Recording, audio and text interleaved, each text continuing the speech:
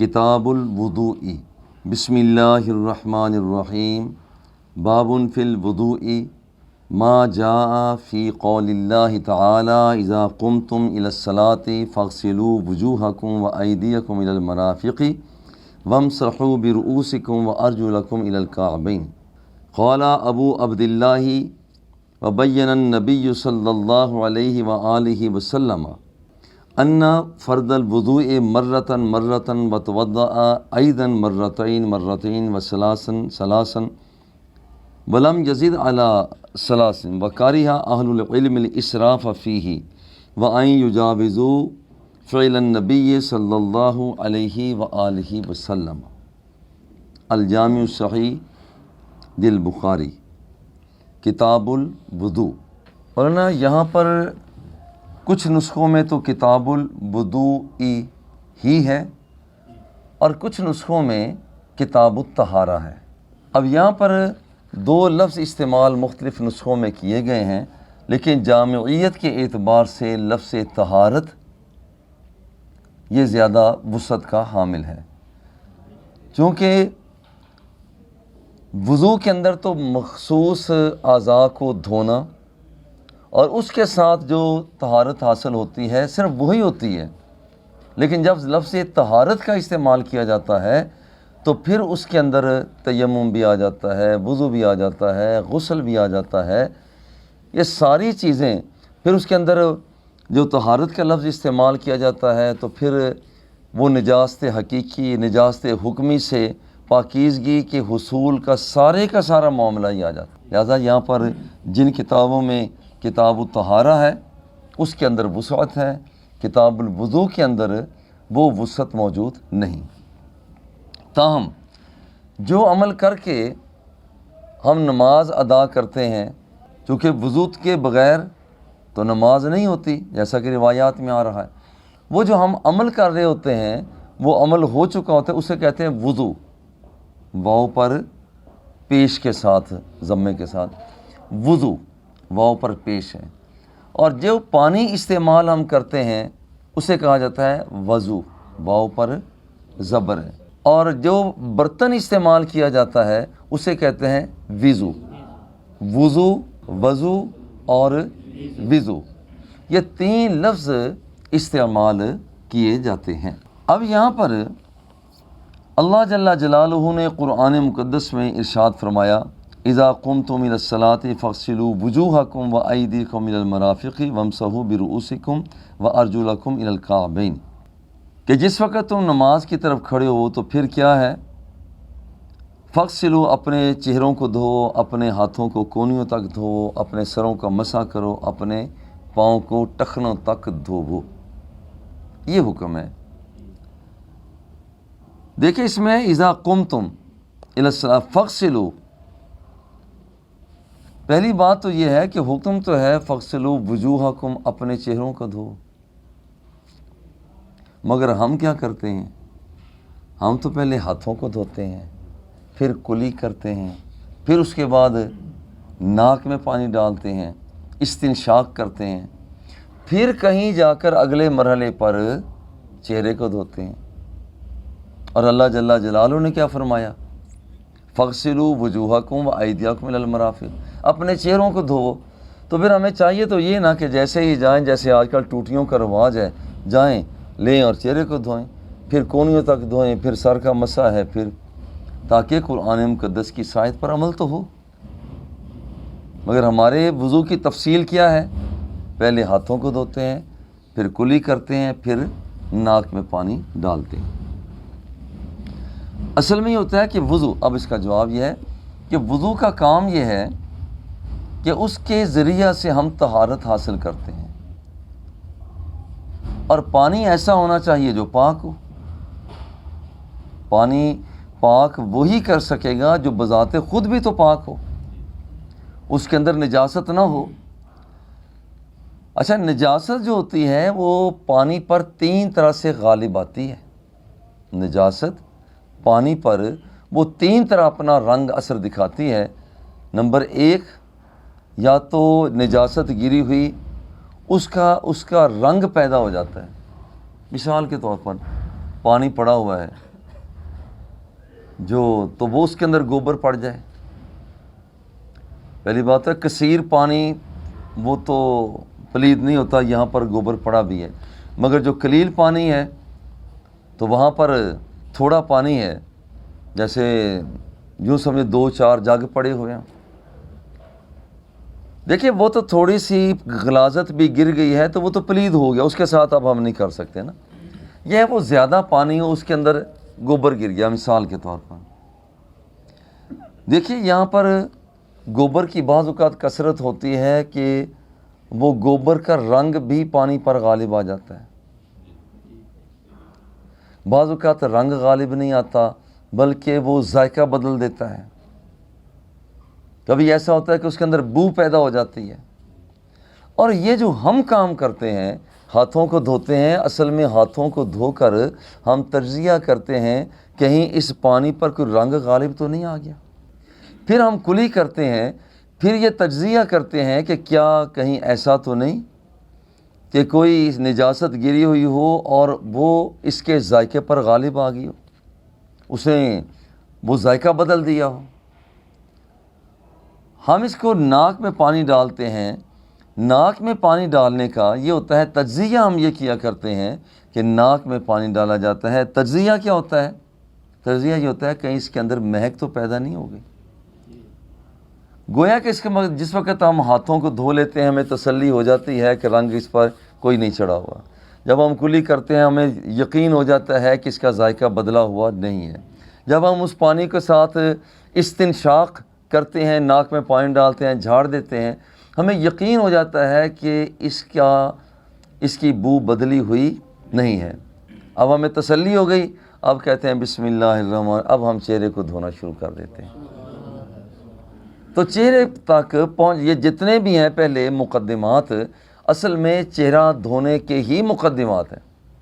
اصل میں یہی ہے کہ چہرے کو دھوو، چہرے کو دھو لیا جائے. لیکن یہاں پہلے وہ ٹیسٹ کرتے ہیں کہیں اس کے اندر رنگ تو نہیں آ گیا، کہیں اس کے اندر ذائقہ تو نہیں بدل گیا، کہیں اس کے اندر بو تو پیدا نہیں ہو گئی. اس لیے ہم ہاتھوں کو دھوتے ہیں، کلی کرتے ہیں اور ناک میں پانی چڑھاتے ہیں. ایک تو مولانا یہ بات ہے. اور دوسری بات یہاں پر یہ ہے اذا قمتم، یہ ہے ماضی کا صیغہ، اور یہ ہے کہ جس وقت تم نماز کے لیے کھڑے ہو گئے. اذا قمتم، جب تم کھڑے ہو گئے تو پھر کیا کرنا ہے؟ فغسلوا، اب تم چہرے کو دھو. اذا قمتم ماضی کا صیغہ ہے نا. قمتم جس وقت تم کھڑے ہو گئے، فغسلوا اب تم دھو. بھئی جب کھڑے ہی ہو گئے تو اب بعد میں دھونے کا کیا مسئلہ بھائی؟ تو یہاں پر ترجمہ جو کیا جاتا ہے اذا قمتم، جب تمہارا نماز کے لیے کھڑے ہونے کا ارادہ ہو. اذا قمتم، اور یہ بالکل اسی طرح سے ہے کہ جس طرح سے یہاں پر قرآن مقدس کو پڑھنے کے لیے حکم ہوتا ہے کہ جس وقت تم نے قرآن مقدس کو پڑھنا ہے تو اس وقت تم اچھی طرح سے پاک ہو. یعنی پڑھنے کا ارادہ کرو تم، یا پڑھنے کا ارادہ کرو تو اس وقت تم طیب طاہر صاف ہو. فَإِذَا قَرَأْتَ الْقُرْآنَ فَاسْتَعِذْ بِاللَّهِ مِنَ الشَّيْطَانِ الرَّجِيمِ. جس وقت اب دیکھیں یہاں پر بھی وہی انداز ہے کہ جس وقت تو نے قرآن مقدس کو پڑھا، فَإِذَا قَرَأْتَ الْقُرْآنَ فَاسْتَعِذْ، اب تعوذ کر. بھئی جب پڑھ لیا تو اب تعوذ کا کیا ہوا؟ تو وہاں بھی ہے فَإِذَا قَرَأْتَ الْقُرْآنَ، جب تو قرآن مقدس کے پڑھنے کا ارادہ رکھتا ہے، فَاسْتَعِذْ بِاللَّهِ مِنَ الشَّيْطَانِ الرَّجِيمِ، تو اب یہاں پر اللہ جل جلالہ سے تو معافی چاہ. جو مفہوم وہاں پر ذکر کیا گیا ہے کہ جب تمہارا ارادہ ہو تو پھر ایسے کرنا ہے، اسی طرح سے جب تم وہاں پر نماز کے لیے کھڑے ہونے کا ارادہ رکھو. اذا قمتم الی الصلاۃ فاغسلوا، جس وقت تم نماز کے لیے کھڑے ہونے کا ارادہ رکھو تو تم غسل کرو، تم دھو، اپنے چہروں کو دھو، اپنے ہاتھوں کو دھو. اچھا ہر بندہ کھڑا تو نہیں ہوتا. اب کتنے لوگ ہیں گھٹنوں کی تکلیف بڑھتی چلی جا رہی ہے، وہ جاتے ہی کرسی پر بیٹھتے ہیں. تو پھر اس کا مطلب یہ تو ان لوگوں کے لیے ہوا جن لوگوں نے کھڑے ہو کر نماز پڑھنی ہے وہ تو وضو کریں، اور جنہوں نے بیٹھ کر نماز پڑھنی ہے ان کے لیے کوئی حکم نہ ہوا۔ اصل یہ ہے کہ عمومی طور پر لوگ کھڑے ہو کر ہی نماز پڑھتے ہیں۔ آج بھی دیکھ لیں، اس وقت بھی کتنے لوگ، ہر مسجد کے اندر 2-4 کیسز ضرور ہوتے ہیں جو بیٹھ کر نماز پڑھتے ہیں، مگر اکثر لوگ کھڑے ہو کر نماز پڑھتے ہیں۔ اکثریت کو وہ غلبہ دیتے ہوئے انہی کے لیے ہی حکم دیا گیا، ورنہ مقصد یہ ہے کہ جس وقت تم نماز شروع کرنے لگو، آمد یہ کہ تم کھڑے ہو کر پڑھو یا تم بیٹھ کر پڑھو۔ اذا قمتم الی الصلاۃ فاغسلوا وجوہکم وایدیکم، جس وقت تم نماز کے لیے کھڑے ہونے لگو تو پھر اپنے چہروں کو دھو لو، اپنے ہاتھوں کو دھو لو کونیوں تک، اپنے سروں کا مسح کرو، وارجلکم، اور اپنے پاؤں کو دھوو، الی الکعبین، وہاں پر ٹخنوں تک۔ قال ابو عبداللہ وبین النبی صلی اللہ علیہ وآلہ وسلم، حضور نے فرمایا کہ وضو کے فرض یہاں پر وہ کیا ہے، ایک مرتبہ، وتوضأ ایضا مرتين، حضور علیہ السلام نے 2 مرتبہ بھی دھویا ہے، بس ثلاثاً، اور 3 مرتبہ بھی دھویا ہے۔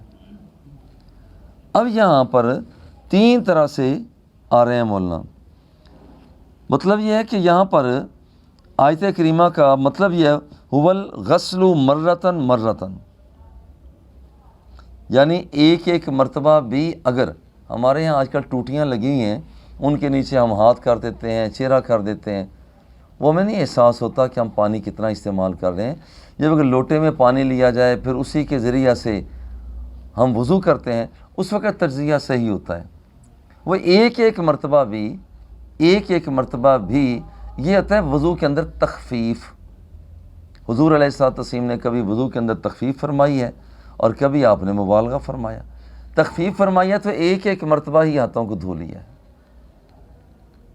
ہم چونکہ آج کل پانی بڑا وافر ہے اور اس کا استعمال بے دریغ کیا جاتا ہے، ایک مرتبہ اگر ہم دھوئیں بھی صحیح تو شاید کہ آج تسلی بھی نہ آئے، اور یہ احساس رہ جائے کہ پتہ نہیں کہیں وہ خشکی نہ رہ گیا ہو۔ لیکن پہلے ایسا کر لیا کرتے تھے، حضور علیہ السلام صرف ایک مرتبہ پانی آپ لیتے اور اس کے ساتھ آپ وضو فرما لیا کرتے، جس کا مطلب ہے کہ یہاں پر تکرار نہیں ہے، 2 مرتبہ 3 مرتبہ یہ نہیں ہے۔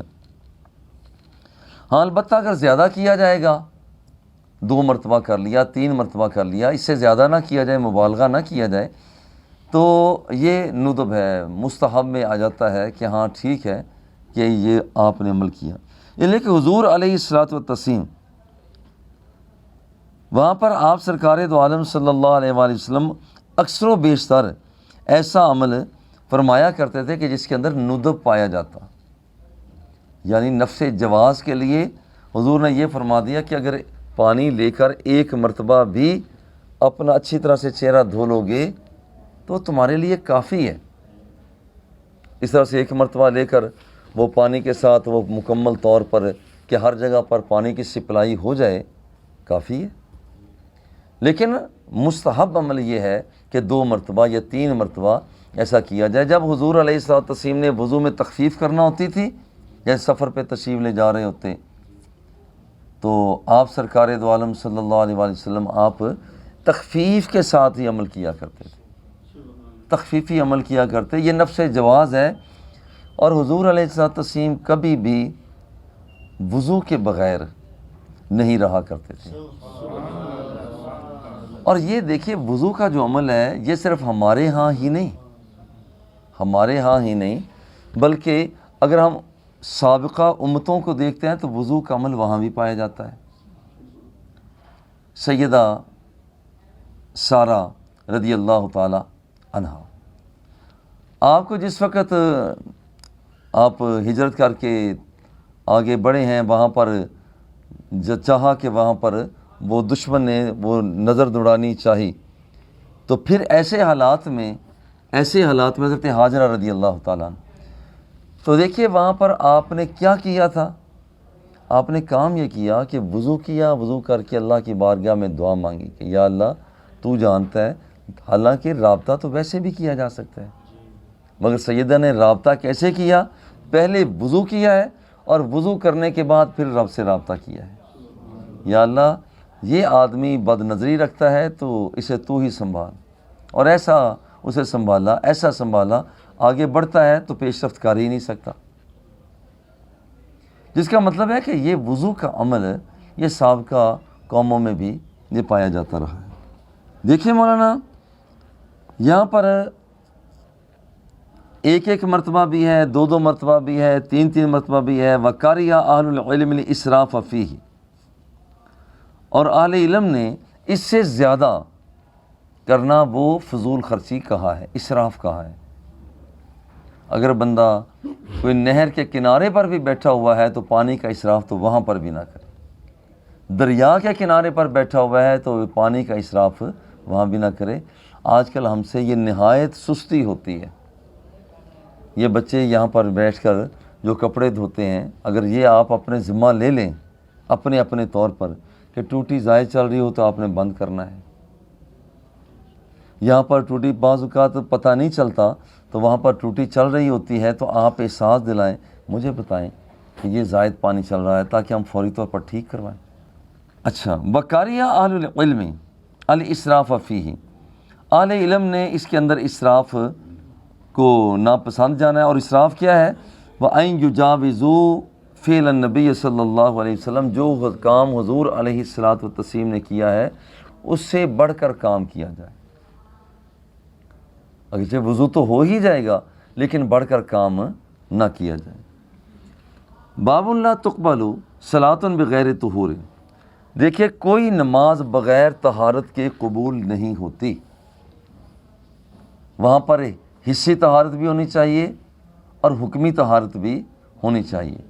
جیسے یہاں پر پلیدی لگی ہوئی ہے، اس کو دھلا ہوا ہونا چاہیے، بندہ بے وضو ہے اس کو باوضو ہونا چاہیے، اس نے غسل اس پر لازم ہو چکا ہے پہلے غسل ہونا چاہیے۔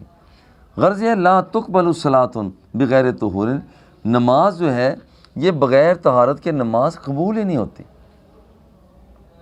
یہی وجہ ہے کہ پہلے بندہ طہارت کرتا ہے پھر اس کے بعد نماز پڑھتا ہے، یہاں تک کہ اگر دوران نماز اگر کسی کا وضو ٹوٹ جاتا ہے تو اس کے لیے حکم ہے جتنا کتنا اسے پڑھ لیا ہے یہ یہیں پر چھوڑ دے، جا کر وضو کرے، درمیان میں کلام نہ کرے، بھلے سے اس کی کمر بھی قبلہ شریف کی طرف کیوں نہ ہو جائے، لیکن کلام نہ کرے، جا کر وضو کر کے دوبارہ آ جائے، جہاں وہ ختم کر کے گیا تھا وہیں سے شروع کر دے، اس کی نماز وہیں سے پھر سے جڑ جائے گی۔ اب دیکھیں یہاں پہ کیوں ایسا کیا گیا ہے؟ طہارت کے بغیر نماز نہیں ہوتی۔ کہتے ہیں لا تقبل صلاۃ بغیر طہور، تو طہارت کے بغیر نماز نہیں ہوتی، یہاں تک کہ اگر دوران نماز وضو ٹوٹ بھی چکا ہے تو پھر بھی جائے اور پھر کرے۔ جیسے امام لوگ ہیں تو امام لوگ بھی ایسا کریں۔ دیکھیے کبھی بھی وضو ٹوٹ جائے تو نہ شرمائیں، یہ سخت امتحان ہوتا ہے امام کا۔ وضو ٹوٹ گیا ہے، میں نے اب یہ سلام پھیرا، لوگ کیا کہیں گے؟ اوہو بھائی لوگ کیا کہیں گے؟ اگر بے وضوئی کی صورت میں نماز لے کر اللہ کی بارگاہ میں گیا یہ سوچ کے اللہ کیا کہے گا؟ بھائی اس کہنے سے تو یہ کہنا بہتر ہے کہ یہاں پر لوگ کہہ لیں، یہاں پر کوئی عرض کی بات نہیں ہے۔ میں آپ کو اپنی بات سناتا ہوں۔ ایک مرتبہ میں ایک جگہ گیا تو چرنڈ ایک جگہ ہے، میرے دوست وہاں پر رہتے ہیں، قاری حق نواز صاحب ان کا نام ہے، بہت اچھی انسان ہے۔ تو وہاں پہ فجر کی انہوں نے کہا کہ فجر کی نماز آپ پڑھائیں، فجر کی میں نے نماز پڑھا دی اور مجھے احساس تک نہ ہوا کہ میرے کپڑے تو صاف نہیں ہیں۔ اب میں واپس بھی آ چکا ہوں۔ اب کئی سالوں کے بعد وہاں میں دوبارہ گیا، وہاں نماز پڑھی تو پھر میں نے اعلان وہاں پر کھڑے ہو کر کیا، بھئی کچھ عرصہ پہلے میں یہاں پر نماز فجر پڑھائی تھی اور پھر کچھ لوگ میرے پیچھے جنہوں نے پڑھی تھی اس وقت مجھے بھی پتہ نہیں چل سکا تھا کہ میرے کپڑے صاف نہیں تھے، تو برائے مہربانی آپ اپنی نماز کو قضا کر لیں۔ ایک بات ہو گئی، لیکن مجھے تسلی ابھی بھی نہ آئی کہ ہو سکتا ہے کہ وہاں پر کچھ لوگ ابھی بھی نہ ہوں۔ پھر کچھ سالوں کے بعد میں جلسے پہ گیا وہاں پر، انہوں نے مجھے جلسے پہ بلایا. یہ بات میں نے بھرے جلسے میں کہہ دی، ہو سکتا ہے کہ میں نے جب وہ پہلے آ کر دوبارہ نماز پڑھائی تھی تو اس وقت وہ نہ ہو. اب تو رش کافی تھا ماشاءاللہ. تو میں نے کہا بھائی میں نے فجر کی نماز یہاں پڑھائی تھی، وہ کپڑے میرے صاف نہیں تھے. جن افراد نے اس وقت میرے پیچھے نماز پڑھی تھی برائے مہربانی وہ اسے دہرا لیں. مولانا مجھے سکون ہو گیا. اس کا مطلب یہ تھا کہ جو چیز میرے اندر وہ چھپی ہوئی تھی، جب میں نے اس کا اظہار کر دیا اب میرا وہ اندر کا چور ختم ہو گیا. اور یہ میں نے کیسے بات لی، بابا جی قبلہ فرید الاسر رحمۃ اللہ تعالیٰ علیہ، آپ نماز پڑھا رہے، نماز پڑھانے کے دوران ہی آپ نے لوگوں کی طرف متوجہ بھی، ٹھہرو میں وضو کر کے ابھی آیا. وضو آپ نے فرمایا، کوئی اس کے اندر ہچکچاہٹ شرمانا نہیں تھا، کیونکہ ہمارا رابطہ، ہمارا تعلق ایسا ہے کہ یہاں پر ہر وقت تو آدمی ہوتے ہیں، آگے پیچھے ادھر دائیں بائیں تو تقریباً ہر وقت ہوتے ہیں. تو اس لیے یہاں پر شرمانا نہیں چاہیے. جو اللہ جل جلالہ نے ہمیں حکم دیا ہے اس کے مطابق ہمیں زندگی کو بسر کرنا چاہیے. لا تقبل صلاۃ بغیر طہور، طہارت کے بغیر نماز نہیں ہوتی. یہاں تک کہ طہارت کے بغیر سجدہ بھی نہ کیا جائے. جہاں پر عبادت نہیں ہوتی تو جیسے سجدہ تلاوت ہے. اب یہاں پر اگر بعض کہتے ہیں وہ نماز نہیں ہے، سجدہ تلاوت کیا جا سکتا ہے، کیونکہ وہ نماز تو نہیں ہے نا، صرف سجدہ ہی تو کرنا ہے، سجدہ تلاوت. مگر حکم اصل میں یہ ہے کہ جس وقت کوئی آدمی دوسری روایات میں آتا ہے کوئی سجدہ کرنا چاہتا ہے تو وہ پہلے باوضو ہونا چاہیے. لہذا سجدہ تلاوت جب کیا جائے تو اس وقت بھی بندے کو باوضو ہونا چاہیے. لا تقبل الصلاۃ بغیر طہور. حدثنا اسحاق بن ابراہیم، پوری اسناد کے بعد، سامعہ ابا ہریرہ رضی اللہ تعالیٰ عنہ، حضرت حمام بن منبہ انہوں نے حضرت ابو ہریرہ کو سنا، یقول قال رسول اللہ صلی اللہ علیہ وسلم، حضور نے ارشاد فرمایا، لا تقبل صلاۃ من احدث، جو آدمی بے وضو ہو گیا ہے اس کی نماز قبول نہیں ہوتی. اور دیکھیے یہ جان بوجھ کر بے وضو بندہ ہو گیا پھر بھی نماز پڑھتا رہتا ہے، لوگ کیا کہیں گے. تو یاد رکھیے کہ بعض فقہاء نے فرمایا کہ یہ کفر ہے. اس کا مطلب ہے کہ یہ بندہ وہ دوسروں کو اس قدر اتنا غالب کر رہا ہے کہ اللہ جل جلالہ کی بارگاہ میں حاضری پر بھی لوگوں کو غالب کر رہا ہے. اس لیے یہ کام نہ کیے. ہاں اگر ایسا کام ہو جائے، ہزاروں لوگ پیچھے ہیں، ہزاروں لوگ آگے ہیں، دائیں بائیں ہزاروں، بندہ کیا کرے. جیسے مسجد نمرہ میں وہ ہزاروں لوگ، لاکھوں لوگ ہوتے ہیں. اب وہاں درمیان میں ایک آدمی کے دوران نماز وضو ٹوٹی، اب کیا کرے. اور ادھر ادھر جا نہیں سکتا، ہل نہیں سکتا. ایسے حالات میں اگر اٹھک بیٹھک اس نے کرنی بھی ہے، پہلی بات تو ہے کہ آرام سے اب بیٹھ جائے، کوئی عرض کی بات نہیں ہے، آرام سے بیٹھ جائے. اس کی نماز تو ٹوٹ گئی چونکہ وضو ٹوٹ گیا ہے. لیکن اگر اتنا ہی شرماتا ہے، اٹھک بیٹھک کرنی بھی ہے تو وہ صرف اس نیت سے کرے کہ میں اٹھک بیٹھک کر رہا ہوں، نماز نہیں پڑھ رہا. جیسے ڈنڈ بیٹھ کے لگائی جاتی ہیں، وہ وہاں پر یہ عمل کرتا ہے، وہ یوں سمجھے کہ میں پہلوانی کر رہا ہوں، میں نماز نہیں پڑھ رہا. یہ بالکل اسی طرح سے جیسے ایک آدمی کا وہ اس کی حالت ایسی ہے کہ اس نے غسل کرنا ہے، یا ایک عورت ایسی ہے کہ اس نے غسل اس کا کرنا ہے، مخصوص ایام میں ہے. اب اس نے قرآن مقدس تو نہیں پڑھ سکتے، لیکن اگر پڑھنا بھی ہو تو قرآن مقدس کے جو کلمات ہیں وہ ذکر الہی کی نیت سے پڑھ لیں، چونکہ ذکر الہی تو جائز ہے، قرآن مقدس تو نہیں پڑھنا نا. اسی طرح سے جو بچیاں مدارس عربیہ میں پڑھتی ہیں، قرآن مقدس کو ہاتھ تو نہ لگائیں، ان مخصوص دنوں میں حفظ کرتی ہیں، ہاتھ نہ لگائیں. البتہ یہ ہے کہ ان کا حرج بہت زیادہ ہے، کیونکہ اگر وہ چھٹیاں 5-7 کر لیتی ہیں تو ان کا حرج بہت زیادہ ہے. تو اس کا طریقہ کیا ہے؟ اس کا طریقہ یہ ہے کہ حرج سے بچنے کے لیے، یہ نقصان تو ضرور ہے، مگر اس حرج سے بچنے کے لیے یہ ہوگا کہ وہ قرآن مقدس کو ذکر الہی کی نیت سے وہ پڑھ لیں، ذکر الہی کی نیت سے پڑھیں۔ لا تقبل صلاۃ من احدث حتیٰ یتوضأ، جب تک وہ وضو نہ کر لے بے وضو بندہ، اس وقت تک اس کی نماز کو قبول نہیں کیا جائے گا۔ قال رجل من حضرموت، حضرموت ایک جگہ ہے مولانا، وہاں کے رہنے والا ایک آدمی، بفتح المہملہ وسکون المعجمہ وفتح الراء، مولانا یہاں پر یہ یمن کا ایک علاقہ ہے اور ایک قبیلے کا نام بھی ہے، اور یہاں پر اصل میں یمن کا ایک علاقہ ہے، تو وہاں کی بات ہے۔ مل حدث، ایک آدمی نے جو حضرموت کا رہنے والا تھا، اس سے پوچھا مل حدث، کہ حدث کیا ہے، اے ابو ہریرہ حدث کیا ہے؟ اس آدمی نے پوچھا حضور حدث کیا ہے؟ قال فصاح و درات، آواز کے بغیر اور آواز کے ساتھ ہوا کا خارج کرنا، اصل میں اس کا نام حدث ہے۔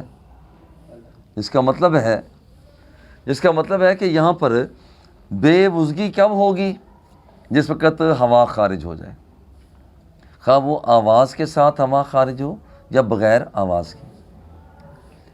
عجیب بات یہ ہے کہ اس آدمی نے پوچھا حدث کیا ہے، حالانکہ حدث کے صرف دو ہی مرحلے تو نہیں ہیں۔ حدث یوں بھی ہوتا ہے کہ آدمی کا خون نکل آیا، آدمی کا پھوڑا تھا، پھنسی تھا، پیپ نکل آیا، آدمی نے کہہ کر لی، حدث تو پھر بھی ہو جاتا ہے۔ آدمی وہاں پر سویا تھا، بدخوابی ہو گئی، نہیں حدث تو پھر بھی ہو گیا۔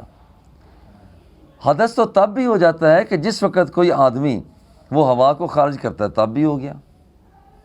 یعنی حدث کے دو ہی تو مرکز نہیں ہیں، حدث کے اور بھی بہت سے مقامات ہیں، مگر حضرت ابو ہریرہ رضی اللہ تعالی عنہ آپ نے صرف دو کا ذکر کیا، کہا کہ فصاء او درات۔ اس کی وجہ یہ ہے، اگرچہ باقی چیزوں سے بھی وضو ٹوٹ جاتا ہے، مگر ان کا پیدا ہونا وہ کبھی کبھی ہوتا ہے۔ دیکھیں خون کبھی کبھی نکلتا ہے نا، ہم دیکھ لیں کہ ہمارے جو کل سے لے کر آج تک آپ کر لیں کتنے افراد ہیں کہ جن کا وضو وہاں پر الٹی کی وجہ سے، قے کی وجہ سے ہوا ہو، کتنے لوگ ہیں کہ جن کا وضو حدث لاحق ہوا ہو، لیکن حدث کیسے لاحق ہوا ہو کہ وہاں پر اس کو خون نکل آیا ہو، بدخوابی ہو گئی ہو، بہت کم ہے۔ اکثر و بیشتر حدث کیسے لاحق ہوتا ہے؟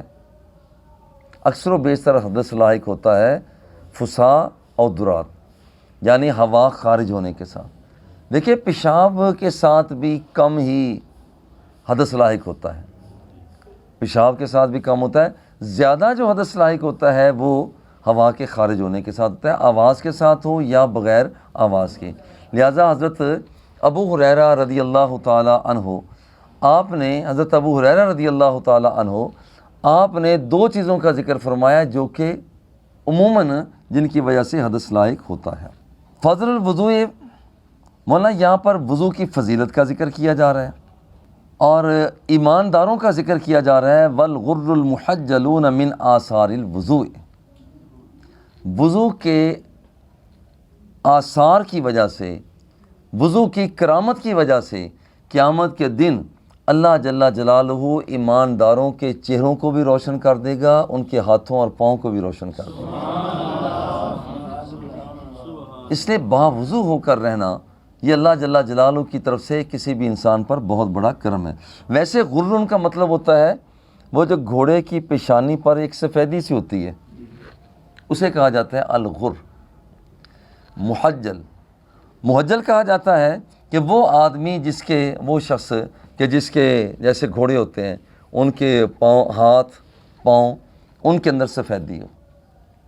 مگر جب قیامت کا دن آئے گا تو یہ ایک طبقے کو بلایا جائے گا، ان کا نام بلایا جائے گا، بھائی الغر المحجلون، وہ آ جائیں، کوئی نام کی ضرورت نہیں ہوگی، یہ زید آ جائے، عمر آ جائے، بکر آ جائے، رشید آ جائے، سلطان آ جائے، فلاں فلاں آ جائے، نا، مسلمان سن کر ویسے ہی سمجھ جائیں گے کہ یہ الغر المحجلون جو بلایا جا رہا ہے یہ ہمیں ہی بلایا جا رہا ہے، کیونکہ وضو کی وجہ سے چہرے روشنی والے، روشن چہروں والے یہ لوگ ہوں گے جو وضو کرنے والے ہیں، یہ وہ لوگ ہوں گے جو اپنے ہاتھوں کو پاؤں کو دھونے والے ہیں۔ اور یہاں پر ایماندار لوگ جو پہلی امتیں گزری ہیں وہ بھی وضو کیا کرتے تھے، وہ بھی وضو کیا کرتے تھے، جیسے ابھی وہاں پر ذکر کیا کہ یہاں پر وہ بادشاہ نے اپنے ہوس کا نشانہ بنانے کے لیے وہاں پر حضرت ابراہیم علیہ السلام کے رفیقہ سفر کو نشانہ بنانے کے لیے وہ آگے بڑھتا ہے، مگر آپ نے وضو کر کے رب سے دعا مانگی ہے تو رب ذوالجلال نے اس دعا کو قبول فرما لیا۔ باب فضل الوضوء والغر المحجلون من آثار الوضوء، یہ جو وضو کے آثار ہوتے ہیں نا اسی سے چہروں کا روشن ہونا اور ہاتھوں اور پاؤں کا روشن ہونا ہے۔ حدثنا یحیی بن بکیر قال، یہاں پر ہے قال رقیب مع ابی ہریرہ رضی اللہ تعالی عنہ۔